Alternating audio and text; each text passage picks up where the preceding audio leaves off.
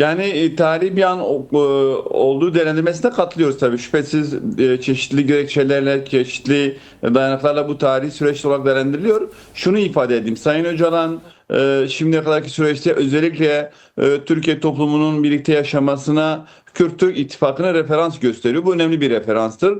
En son yani bu yeni başlayan bu ittifak sürecinden önceki Kürt-Türk ittifakı 20. yüzyılın başlangıçtaki 1918-1923 özellikle Cumhuriyet'in kuruluş sürecinde önemli bir dönemdi son ittifaklar açısından. Belki de Kürt-Türk ittifaklar açısından en demokratik ittifak süreci denilebilirdi. Çünkü o dönemde özellikle Kürtlerle Türklerin birlikte hareket etmesi, yani ülkenin sınırlarının çizilmesinden tutun da ülkenin 1921 Anayasası'ndaki atıflara kadar hepsi tartışılmıştı, sürece bağlanmıştı.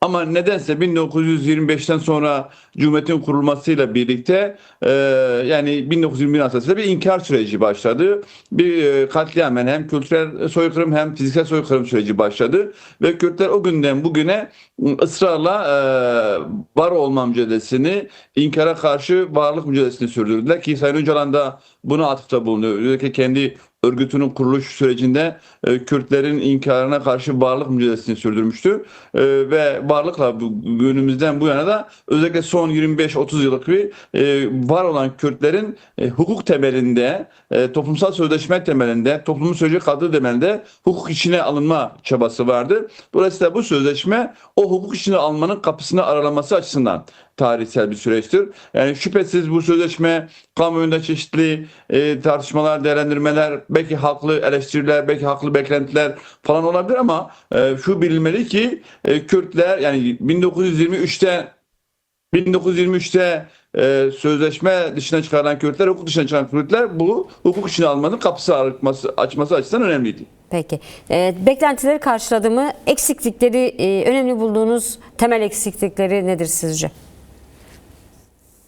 Yani temel eksiklik şu. Şimdi siz belki Türkiye Cumhuriyeti Devleti'nde ve iktidarına şunu söyleyebiliriz. Eğer ki siz gerçekten bu tarihsel süreç içerisinde yapılan hatalardan ve yanlışlardan dolayı oturup Türkiye toplumunun ortak bir demokratik paydada eşit ve ortak bir vatanda yaşamasına iradesi ortaya koymuşsanız o zaman temelde iyi niyet göstergesi de olsa kategorize yapılmamak gerekiyor. Şimdi temel eksiklerin bir tanesi bir kategorizasyon var. Hem bu sürece yani sürece katılacak öznelerin kategorize edilmesi, bu kategorize etme öznelerin isimler üzerinde olduğu gibi yani kimlikler üzerinde olduğu gibi zamanlama açısından kategorize ciddi bir sıkıntıdır. Çünkü bu insanlar gelip sürece katılıp çalışması gerekiyor. Çünkü silahlı bir mücadelenin sürece ihtiyacı olmadığını, sürecin ihtiyacının yani Sayın Öcalan'ın tarifiyle demokratik siyaset ve hukuk olduğunu ifadesiyle dolayısıyla bu insanların gelip demokratik siyasetle bu süreci büyütmek, bu süreci toplumsallaştırmak için mücadele etmesi gerekiyor. Bir mesele bu kategorizasyon. Ama bu kategorizeden daha da önemli olan eksiklerinin bir tanesi de Sayın Öcalan'ın pozisyonu ve rolü. Yani şimdi Sayın Öcalan son 2 Ağustos'taki görüşmelerinde çok açık net olarak ortaya koyuyor. Bir tarafta devletin benden talepleri var. Bir tarafta PKK'nın yani kendi örgütünün kendisinden beklentileri var. Bir tarafta Türkiye toplumu ve Kürt halkı bütün bunların hepsinin odaklandığı ve çözüm anahtarı olan bir öznenin, bir önderliğin pozisyonun daha net ve somut olması gerekiyor. Dolayısıyla bu kadar beklentileri olan bir öznenin durumunun soyut olması bu da bu sürecin önemli handikaplarından ve eksiklerinden bir tanesi. Bir diğeri de kamyonda tartışılıyor belki ama sizce süreci? Şimdi Kürt tarafı Önder Apo süreci koordine etmezse gerilla ikna olmaz geri dönüş için diyor. Yine az önce Remzi Kartal da Kongre Genel Başkanı Remzi Kartal da stüdyo konuğumuzda aynı şekilde bu ifadeleri yeniledi. Yani Avrupa'dan da gidişler açısından Önder Apo'nun koordinatörlüğünün Kürt toplumu, Kürt tarafı için olmazsa olmaz şeklinde belirleniyor. Peki bu durumun Önder Apo statüsünün bu yasada belirlenmemiş olması sürecin sağlıklı ilerlemesi açısından nasıl bir handikap oluşturuyor?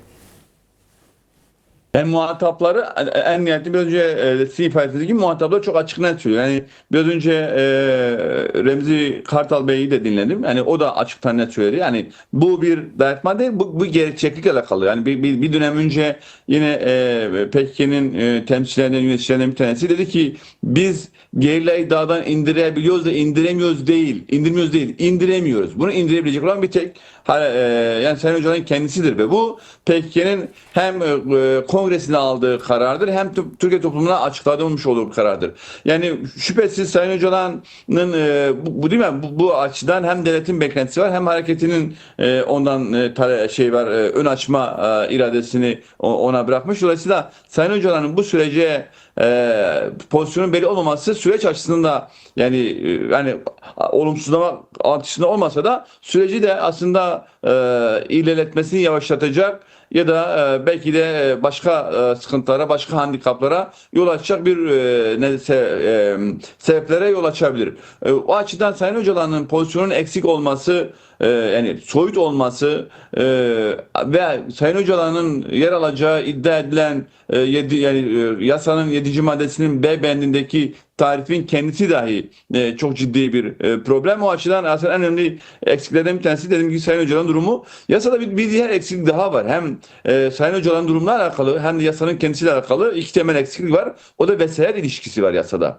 Mesela bu yasa Türkiye Cumhuriyeti yasalarına göre, anayasasına göre ve aslında gelişmiş bütün demokratik toplumlarda yasayı meclis yapar ve devlet başkanı oynadıktan sonra artık yasa hükmünü kazanmıştır ve uygulamaya girer. Ama burada bir vesayet var. Milli Güvenlik Kurulu'nun vesayeti var. Dolayısıyla Milli Güvenlik Kurulu'nun vesayetinin işlerliğinin de ölçüleri somut değil. Yani mesela bu teyit tespit kavramı somut değil. Yani şimdi siz bir de burada bir denetleme yani, sorunu da yok mu aynı zamanda? Tamamen güvenlikçi tabii, mekanizmalar yürütecek bu teyit tespit sürecini. Tabii tam aslında bunu ifade edeceğim. Yani hem teyit tespitinin Cumhurbaşkanlığının denetiminde, sıkı denetimde olması çok ciddi bir sıkıntı. Orada özellikle güvenlik bürokrasiden kastı aslında istihbarat bürokrasidir. Milli İstihbarat Teşkilatı'nın bürokrasidir. Dediğim gibi de bunun somutu değil. Yani şimdi siz PKK'nın çekildiğini bütün mağaraları gezerek mi tespit edeceksiniz? Ya da PKK'nın silahlarını bırakıp bırakmadığını elinizde seri numarası mı var? Dolayısıyla ve soyut belirli olmayan ve meclis denilen bir yasama organının iradesinin bir idari kuruma bırakılması ki idari kurum Milli Güvenlik Kurulu bu da aslında hem meclisin üzerine vesayet ilişkisini teyitleştirmiş oluyor hem de bu yasanın aslında yasal hükmü yok. Yani şu anda çıkmış olan diyelim ki bugün Sayın Cumhurbaşkanı imzalarsa yarın resmi gazetede yayınlarsa bu yasanın bir hükmü yok ta ki Milli Güvenlik Kurulu okey diyene kadar. Dolayısıyla bu yasa bu açıdan da sıkıntılı. Yine hakeza Sayın Öcalan durumunun tespitinde ihtiyaç duyulması halinde işte Cumhurbaşkanı sıkı kontrolündeki kurulun yeni bir alt komisyon oluşturabilir. O da bir vesayet ilişkisi. Dolayısıyla Sayın Öcalan durumunun somut olmaması, soyut olması bir sıkıntıyken bu sıkıntının da bir idari vesayetin altında olması yani yasa çıkması evet tarihsel açıdan önemlidir. Hukuki ve siyasal anlamları vardır. Bunu inkar etmiyoruz. Ama bu yasa amacına hizmet etmesi açısından çok ciddi sıkıntı var. Bu şundan kaynaklanıyor. Aslında biraz önce onu ifade etmeye çalışacaktım. Eksik kaldı. Yani evet. Türkiye Cumhuriyeti Devleti ve iktidarı rahat olmalı. Yani bu kadar baskıcı, bu kadar kontrolcü, bu kadar denetimci psikolojiden vazgeçmeli. Yani siz bir süreç yürütüyorsunuz. Tarafların muhataplığı gerekir.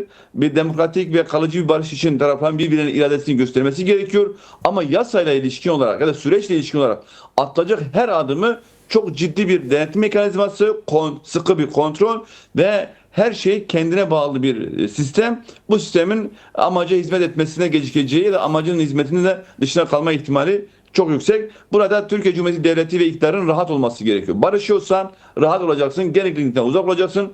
Sürece ve şimdi bir hareket düşünün. Sayın Öcalan bu hareketin lideri. Bir hareketin lideri düşünün. Yani toplumsal süreç açısından, barış açısından yapılabileceklerin en sondaki en başa yapabilecek özgüvenini verir. Dolayısıyla devletin de bu özgüvene sahip olup bu kadar baskıcı, bu kadar denetlemeci, bu kadar her şeyi kendi kontrolüne alan bir tutumdan vazgeçmesi gerekiyor. Peki biraz da demokratik siyaseti konuşalım. Tabii yasa silahsızlama ve çatışmalı süreci sonlandıran bir yasa. Bu şekilde kurgulanmış. Bunun hukuki zemini oluşturuyor. Peki demokratik siyaset açısından neler söylemek istersiniz? Demokratik siyasetin önü açılacak mı bu yasanın yürürlüğe girmesiyle birlikte, uygulanmaya konulmasıyla birlikte? Yani şunu ifade edeyim. Yani öncelikle bu tür toplumsal süreçler bir anda olup bitecek olan süreçler değildir. Yani toplumun hazırlanması, mekanizmaların kurulması ve gerekli aşamaların aşılması için gerekli bir psikolojik süreci de ihtiyaç var. Yani o psikolojik sürecin de ihtiyaç. Şimdi bugün hazırlanan yasa ki biz diyoruz ki hukuki sürecin ilk adımıdır. Bu hukuki süreç nereye götürecek? Demokratik siyasete götürecek. Zaten itirazlarımız da biraz da bunadır. Şimdi demokratik siyasetin önünü açılması demek bir kere şu andaki sürecin muhatapları olan insanların gelip bu mücadelesinin demokratik ve siyasal temelde yürütülmesi gerekiyor.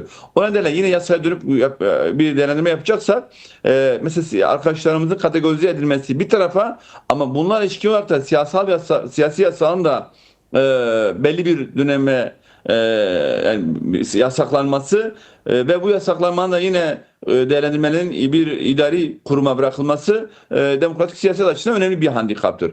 Ama biz biliyoruz ki demokratik siyasetin önü açılmadan tekrar başlatılan süreç amacına ulaşamaz.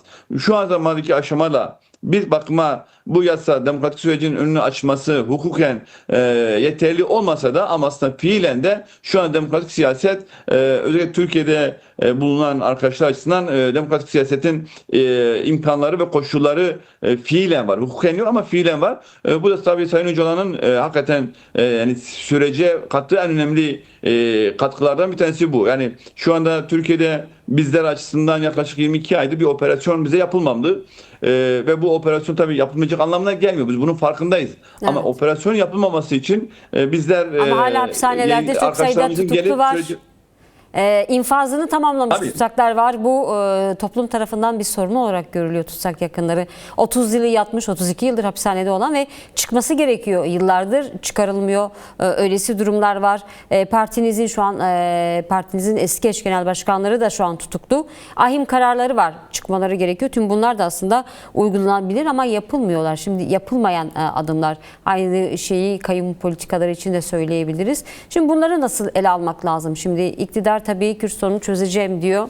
Bunun için bu bir ilk adımdı. Silahsızlanma ve çatışmaları süreci sonlandırmanın hukuki zeminini hazırladık diyor. Devamı gelecek şeklinde de açıklamaları oldu iktidarın. Peki yapılabilecek, ilk elden yapılabilecekler var. Bunlar da yapılıyor. Şimdi tüm bu açıklamaların içinde bunu nasıl değerlendirmek lazım? Nereye koymak gerekiyor?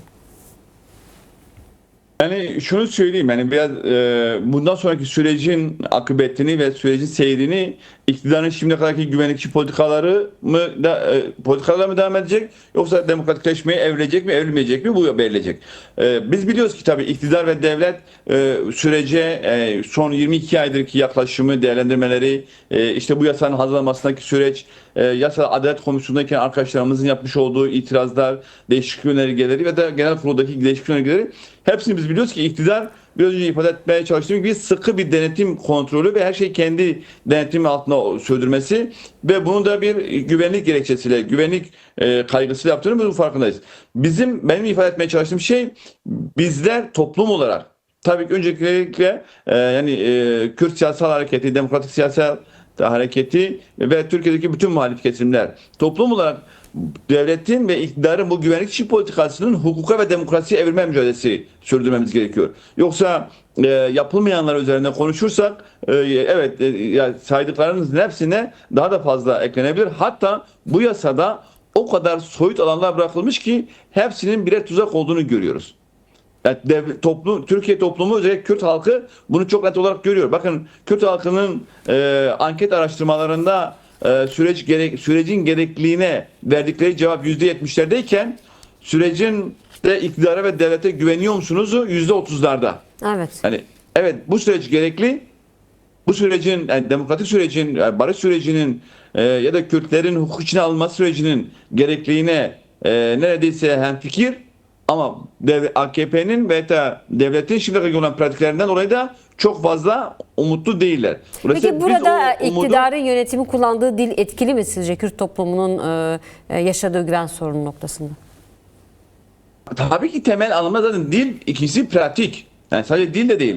Bakın dil hem öznesinin yani kullanan şahsına da odanın hem bilinçaltını gösteriyor hem geleceğe dair yol haritasını gösteriyor. Yani siz bu sürece terör süstürk ederseniz aslında sizin olanlarınız güvenlikçi politikalar olduğunu ifade ediyor ya da tasfiye amacı taşıdığınızı da gösteriyor. Ama biz bütün bunları gören bir yerden, bilen bir yerden, evet çok net. Yani şu anda biz hani önceki dönem eş genel başkanlarımızın ve de milletvekili arkadaşlarımızın özgürlüklerine kavuşulmasının önünde siyasal iradenin dışında hiçbir engel yok. Bir tek siyasal irade şu anda engel.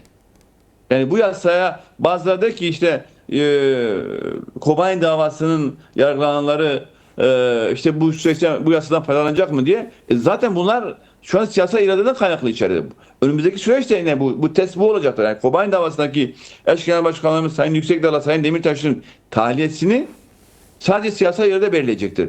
Biz bunları bilen bir yerden, gören bir yerden tekrardan sürecin demokratikleşmesine evirmek için hem Türkiye muhalefeti, Türkiye toplumunu hem de Kürt halkını örgütleyerek sürdürmek istiyoruz. Belki bundan sonra demokratik siyasetin yapması gereken en temel meselelerinden bir tanesi AKP'nin ve MHP'nin yapmadığını da yapmaya çalışmak. Çünkü 22 aydır bizler neredeyse özellikle Kürdistan olmak üzere kitlemizin olduğu her yerde aynı yerde onlarca toplantı yaptık. Bu sürecin gerekliliğini ve bu sürecin başarıya ulaşması için yapması gerekenleri anlattık. Ama aynı hazırlığı, aynı çabayı, toplumsallaşmayı AKP ile MHP yapmadı. AKP bugün dahi yapmıyor. AKP bugün dahi sürece açıktan bir destekleme yok. AKP bugün dahi yani yasanın meclise geldiği hafta kendi il ilçe örgütlerine gönderdikleri talimat şudur: bunun bir af olmadığını herkese anlatın. Ya da aynı dönemde diyelim ki bu çatışma sürecinde yaralanan ya da yaşamını yitiren güvenlik görevlilerine ilişkin iyileştirmeler yapılıyor. Evet. MHP yine benzer şekilde. Dolayısıyla belki bizim bundan sonra ekstra yapmamız gereken yani demokratik siyaset açısından ya da Kürt siyasi hareket açısından AKP ve MHP'nin ulaşabilip ulaşmadığı yerlere bizim ulaşmamız, bizim Kürtler dışındaki, sosyalistler dışındaki, demokratik inanç kesimleri dışındaki kesimlere de bu sürecin gerekliliğini anlatmalıyız ki AKP üzerine bir demokratik baskı oluşabilsin. Bakın şunu açıkça söylemek gerekir. AKP bu yasayı demokratik bir baskının sonucuna çıkardı.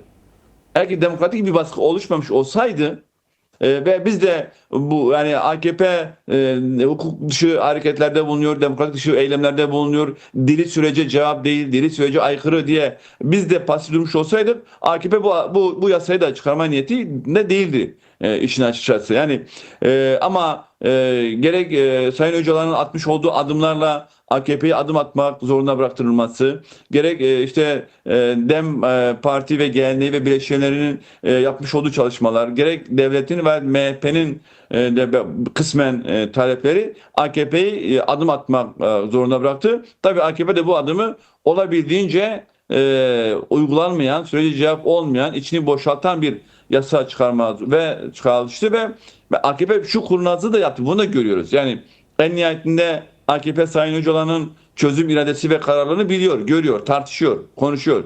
Aynı zamanda Sayın Öcalan'ın hareketinin de yani PKK'nin de Sayın Öcalan hassasiyetini biliyor. Buna rağmen Sayın Öcalan'la ilişkin bir statü, somut bir statü koymadı. Buna rağmen Sayın Öcalan durumunu belirsizlikte bıraktı. Bütün itirazlara rağmen, bütün yeni taleplere ve önerilere rağmen ki burada da acaba yani Kürt hareketi içerisinde bir uygulamama pozisyonu yaratabilir miyim? Yani yasayı uygulamayıp da dönüp onlar Türkiye toplumuna şikayet eder miyim mi de aslında bekliyor. Biraz bu yasanın Kürtler açısından böyle bir handikapı da var. Bir tarafta Sayın Öcalan hareketinin Öcalan hassasiyeti var. O olmazsa bu süreç yürümez. Biz bu geriyle indiremeyiz diye bir tutumu ve doğru bir tavrı var. Diğer tarafta da yasa var. Dolayısıyla AKP belki de Kürt hareketi bu yasayı uygulamasını da Sayın Öcalan durumu bilerek de aslında böyle belirsiz hale bıraktı ve statüsünü belirlemedi. Bunu görmek lazım. Evet, aslında çatışma çözüm süreçlerinin tümünde muhatapların statüleri belirli ve koşulları da neredeyse eşit düzeyde oluyor. En azından şimdiye kadar yakından incelediğimiz süreçlerin birçoğunda durum böyleydi. Şimdi tabii bu bir ilk adım, ilk aşama dedik. Bir ilk 1000 kilometrelik yolun ilk adımı diye tarif etti Önder Apo. Devamının gelmesi bekleniyor. Bir demokratikleşme, çünkü aslında bugün yaşanan Kürt sorunu başta olmak üzere Türkiye'nin, Türk Devleti'nin, Türkiye'nin yaşadığı sorunların temelinde bir antidemokratik uygulamalar, antidemokratik yasalar, antidemokratik yaklaşımlar var. Şimdi talepler net ifade de ediliyor farklı kesimler tarafından. Eşit yurttaşlık, Kürt toplumu ana dilde eğitim, ana dilini kamu alanlarında rahatça, açıkça kullanabilmeyi talep ediyor. Bir hastanede, bir belediyede, sokakta rahatça ana dilini kullanmayı talep ediyor. Yine siyasi temsiliyet, Kürt toplumunun kendi siyasetçilerini temsil göndermesi ve bunların tutuklanmamasını da talep ediyor. Yine yerel demokrasiler temel bir sorun. Çünkü Kürdistan'da Kürt halkının seçtiği belediye başkanları sistematik bir şekilde tutuklandı, belediyeler gasp edildi. Bu devam edecek mi? Şimdi bu noktada ikinci aşamada beklenen yasalar ne olmalı? Hukuki düzenleme olarak neyi bekleyebiliriz? Düzelmeler bekleyebilir miyiz bu noktalarda? Öncelikle yani bu başlanan birinci adımın nihayete ermesi gerekiyor. Birinci adımın da nihayete erdiği yok işin açıkçası. Dedim biraz önce ifade ettik, beraber tartıştık. Birinci adımın önünde idari adımlar var. Evet, yasallaştı ama idari adımların atılması gerekiyor. Bu idari adımlar özellikle Milli Güvenlik Kurulu'nun bir an önce somut verilere göre bu yasanın bu yasanın yürürlüğe girmesi için, uygulanabilmesi için, yani yürürlüğe girdi ama uygulanabilmesi için bir karar vermesi lazım ve bu idari adımlarla birlikte atılması gerekiyor. İkincisi, yine bu yasayla beraber ya da bu yasayla beklemeden Meclis Komisyonu'nun hazırlamış olduğu raporun 6. ve 7. başlıktaki tavsiyelerin uygulanması gerekiyor. Bunlar da idari kararlar. Yani herhangi bir yasal eyleme de gerek yok. Dolayısıyla bu ikisinin uygulanması, yani artık yasanın sürece ilişkin olarak adım atılma süreci, yani adım atılmaya ve yürümeye başlaması demektir. O ilk adımla yürüme, yani tempoya girmesi demektir. Bu tempoda tabii ki ikinci aşama dediğimiz aslında demokratik siyasetin önündeki baskıların ve yasal engellerin kalkmasından söz ediyoruz. Bu da işte bizim partimizin, yani özellikle HDP'nin Anayasa Mahkemesi'nin önündeki örgütlenme hakkına, temel hak örgütlerine aykırı bir şekilde kapatma davası için bir önce karar verilmesi gerekiyor. Bakın, Anayasa Mahkemesi Başkanı Şubat ayında, yani yaklaşık 7 ay önce, yani Ocak sonu Şubat başıydı, bir açıklama yaptı bizim partimizle alakalı. Dedi ki HDP dosyası ilişkin soruşturma tamamlandı. Uzak olmayan bir sürede kararı açıklayacağız. O karar da aslında bunu bekliyor. Yani Şubat'ın sonunda tamamlanan bir soruşturma ilişkin karar neden açıklanmaz? Burada şantaj ya da burada bir kendi açısından bir pazarlık aracı olarak kullanılmaya başlıyor. Dolayısıyla ikinci adam başta partimiz olmak üzere bütün siyasal, demokratik siyaset üzerindeki baskının kalkması gerekiyor. Ama esasen yeni bir toplumsal sözleşmenin kurulması ve yeni benzer sorunların ortaya çıkmaması. Çünkü evet, burada PKK kendini tasfiye etti. PKK'nın ortaya çıkış sebeplerini ortadan kaldırmazsanız bu sorun çözülmüş anlamına gelmiyor ki. Demokratik siyasetin önüne çıkarsanız yeni bir farklı formatlarda ya da farklı isimlerde yeni bir hareketler, yeni isyanlar başlıyor, yeni kaldırılar başlıyor demektir. Dolayısıyla esasen demokratik siyasetindeki engellerden sonra toplumsal sözleşme, yani demokratik temelde eşit ve özgür bir şekilde yaşayabilmeniz için sizin ifade ettiğiniz bir Kürtlerin hukuk için alınması. Yani eşit yurttaşlık. Eşit yurttaşlık çok somut ve sade bir şeydir. Yani bu gökten zembile inilen bir şey değil ve dünya örnekleri bellidir. Dünya örneklerinde işte bu vatandaşlık tanımı üzerine özellikle tartıştığı bu eşit vatandaşlık. Dünya üzerindeki vatandaşlık ya nötrdür, vatandaşlık tanımı yapılmaz, ya da vatandaşlık tanımı coğrafya üzerinden yapılır. Yani dolayısıyla bu niye çok önemli? Çünkü vatandaş bireyin ya da toplumun sorumluluklarını tanımladığı gibi haklarını da tanımlıyor. Şu anda Kürtler açısından sorumluluklar tanımlanmış ama Kürtler açısından bir hak tanımı yok. Ne demektir bu? Her Kürt Türkiye'deki bütün vatandaşlar gibi devletin belirlemiş olduğu sorumlulukları yerine getiriyor. İşte askerlik görevi, vergi görevi, işte kamu hizmeti yapma görevi benzer. Ama Kürt olarak tanımlanmadığı için hiçbir Kürt bireysel ve kolektif haklarından faydalanmıyor. Türklerin hakları Kürtlere dayatılıyor. Yani Türklerin ana dilde eğitim alma ya da ana dilini geliştirme hakkı Kürtlere Türkçe eğitimle dayatılıyor.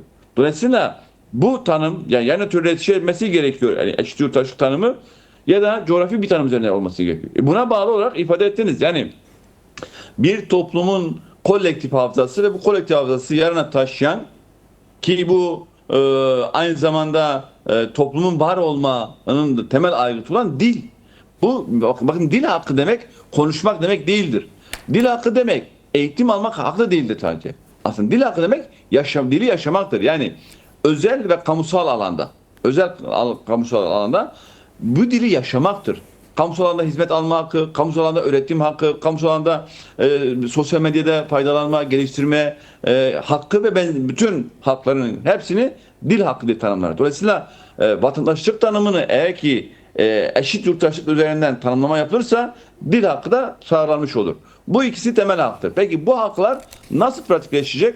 Bu Evet. haklar merkezi yetkinin yerleştirilmesiyle uygulamaya geçilecek. Yani o da Kürtler belediyeler üzerinde bu haklarını pratikleştirip yaşama alanına geçirecekler. Dolayısıyla bu üç temel hak. Yani eşit yurttaşlık hakkı, dil ve kültürel haklar ve kendi yönetme hakkı kapsamındaki yer yönetimlerin güçlendirilmesi ya da işte Sayın Hocam en son diyor ki çok fazla kavramlar takılıyorsa o zaman Avrupa Birliği Yerel Yönetim Özellik Şartnamesi diyelim. Bu da olabilir. Dolayısıyla bu üçü yeni toplumsal yaşamı ülkedeki bütün farklılıkların birlikte kendi kimlikleri yaşadığı barış içerisinde yaşadığı bir toplumun inşası demek. Bu da aslında dediğim gibi birinci aşama nihayet ermesi lazım. İkinci aşama başta bizim partimiz olmak üzere bütün muhalefet partisi üzerindeki demokratik siyaset üzerindeki baskıların kaldırılması lazım. Sonra da toplumsal sözleşmeyi beraber inşa edebilirim.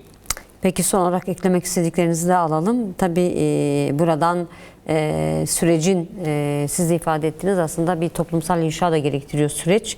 Aynı zamanda toplumun da belki daha güçlü dahiliyetini de gerektiriyor. Buradan bizi izleyenlere vermek istediğiniz bir mesaj var mı? Son olarak eklemek istedikleriniz var mı? Yani şunu söyleyeyim, yani iki yönlü aslında bir hani demokratik muhalefet kesimlerine, Kürtlere bir de devlete aslında belki ayrı ayrı iki şey söylemek lazım. Yani demokratik muhalefet kesimine, Kürtlere bütün eleştirilerini, bütün önerilerini görüyoruz, anlıyoruz ve aslında bu eleştiriler yerinde. Talepler haklı taleplerdir. Ama karşımızdaki yaklaşım, irade bir demokratik yaklaşım ya da bir hukuki yaklaşımdan ziyade güvenlikçi bir yaklaşım var. Evet. Dolayısıyla bizler bu güvenlikçi yaklaşımın, bu baskıcı ve denetimci yaklaşımın değişip dönüştürülmesi için bütün bu eksiklerle beraber bu adımı büyütmemiz ya da bu adımı tamamlamamız gerekiyor. Evet, şu anda kesinlikle tutsak annelerinin çocukların özgürlüğünü istemeleri temel haklarıdır ve yerindedir. Kesinlikle Gerilla annesinin Gerilla'ların bir önce gelip topluma katılmaları temel haklarıdır ve bu talep yerindedir. Ya da Gerilla'nın ya da gelip siyasete katılma talebi yerindedir. Haklıdır. Avrupa'daki sürgündeki mülteci arkadaşlarımızın, sürgün arkadaşlarımızın kendi yurtlarına, kendi topraklarına dönmesi ve burada demokrasi mücadelesi sürdürmesi yerindedir ve haklıdır. Ama bunu yani güvenlikçi bir denetimci, özgüveni eksik olan bir devlet aklına karşı bunlar yapılmadı diye bu mücadeleden vazgeçmemek ya da verilen emeği görmemesinden gelmemek gerekiyor. Bu emeği büyütüp bu eksikleri tamamlamak gerekiyor. Bu açıdan da aslında Türkiye muhalefeti de bu konuda destek talebimiz ya da isteğimiz var bu açıdan. Öteki tarafta devlet aklına şunu söylemek gerekiyor. Yani karşınızda barış iradesi ortaya koymuş ve barış konusunda kararlı olan, en son yapılması gereken en başta yapan, kendisiyle ilişkin hiçbir kaygısı, hiçbir talebi olmayan bir iradenin güvenmekten başka şansınız yoktur. Yani dolayısıyla devlet aklının ve özellikle AKP'nin bu kadar kontrolcü, bu kadar baskıcı, bu kadar denetimleyici, bu kadar kısıtlayıcı bir tutum bu sürece asla katkısı dokunmaz, süreci yavaşlatır. Dolayısıyla bu baskıcı ve denetimci bir tutumdan, güvenlikçi tutumdan vazgeçip Kürtlerle beraber demokratik temelde yapılan yanlışlıkları yeni yüzyıla taşımamak için demokratik temelde iletişim kurmak ve bunun açısından da evet devletin de taleplerine cevap olabilecek Kürt halkının da taleplerine cevap olabilecek Sayın Öcalan'ın fiziki özgürlüğü ve çalışma koşullarının sağlanması hem Kürtler hem Türkiye toplumu hem de Orta Doğu açısından çok çok kritik bir önemlidir. Bu özgüvenden vazgeçmesi, Kürtlere güvenmesi, Kürtlerle ittifakı büyütmesi Türkiye'ye ve Orta Doğu'ya kazandıracaktır.